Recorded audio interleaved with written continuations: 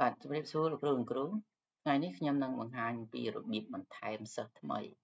បាទមានន័យថាសិស្សលោកគ្រូបន្ថែមចូលថ្មីមកទៀតហើយមកក្រោយនៃការបង្កើត account របស់សិស្សពីមុនមកអញ្ចឹងដើម្បីបន្ថែមបានលោកគ្រូចូលទៅក្នុង account របស់លោកគ្រូបន្តមកទៀតលោកគ្រូចុចលើកន្លែងនេះហើយយកពាក្យថាគ្រប់គ្រងសិស្សបាទបន្តមកទៀតលោកគ្រូចុចលើសញ្ញាបូកនេះមានន័យថាបន្ថែមបាទបន្តមកទៀតលោកគ្រូត្រូវបំពេញឈ្មោះសិស្សបាទឥឡូវឧទាហរណ៍ថាសិស្សឈ្មោះកបាទហើយលេខសម្ងាត់អញ្ចឹងកន្លែងពាក្យសម្ងាត់នេះគឺសូមលោកគ្រូប្រើលេខ ID មានន័យថាលេខអត្តលេខរបស់សិស្សបាទបំពេញចូលមកឧទាហរណ៍1 2 3 4 5នេះអញ្ចឹងត្រូវបំពេញនៅកន្លែងនេះបន្តមកទៀតជ្រើសរើសភេទស្អីឬប្រុសបាទបន្តមកទៀតយើងដាក់ថ្ងៃខែឆ្នាំកំណើតអញ្ចឹងមានន័យថាដាក់ពីឆ្នាំទៅមុនឆ្នាំ4ខ្ទង់ខែរួចថ្ងៃ